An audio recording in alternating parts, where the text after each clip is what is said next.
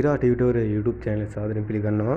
අද මම ඔයාලට වීඩියෝ එක ගෙනාවේ ඔයාලගේ YouTube channel එකේ keyword හොයාගන්න. ඒ කියන්නේ SEO keyword හොයාගන්න lazy app එකක් ගැන.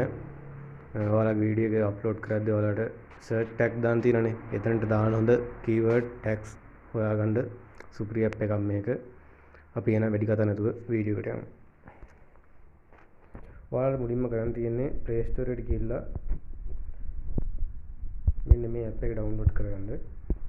ඔයා Play Store එකේ search කරන්න ඕනේ YouTube tool SEO කියලා. එතකොට මේ විදිහට ඔයාලගේ Play Store එකේ search කරන උඩින්ම මෙන්න මේ app එක. ඔයා ඊට පස්සේ app එක download කරගන්න ඕනේ. මම download කරගෙන තියෙන්නේ දැන් update එකකුත් ඇවිල්ලා තියෙනවා. මම update එක දෙන්න යන්නේ නැහැ. මේකට සාමාන්‍යයෙන් දවස් ගානේ update එනවා වගේ. මම ඊයේ දුන්න update එක අදත් එකක් ඇවිල්ලා. අපි එහෙනම් මේ app එක මම download කරගත්ත එක ඇතුළේ ගිහලා බලමු. මේ විදිහට app එක ඇතුළේ ගියාම පස්සේ මේ විදිහට තමයි තියෙන්නේ. අපි keyword හොයාගන්න ඕනේ මෙන්න මේ option එක තමයි පාවිච්චි කරන්නේ. ඔයාලා ඒක ඇතුළට ගිහිල්ලා ඔයාලා හදන වීඩියෝ එකේ title එකට දාන සාමාන්‍ය නම දාන එක නැත්නම් මොකක් හරි වීඩියෝ category මොකක් හරි search කරන්න. මම දැනට මෙතන search කරනවා Snapseed photo editing කියලා search කරමුකෝ. ඊට පස්සේ ඒකට ඕන keyword මේ විදිහට එනවා. ඔයාලා මෙතන නම type කරලා මෙතන search කියන එක දෙන්න ඕනේ. ඒක දුන්නාන් පස්සේ මේ විදිහට search වෙනවා. දැන් පේනවනේ ඔයාලට ඕන මේ search tag keyword ඕන එකක් මෙතන තියෙනවා.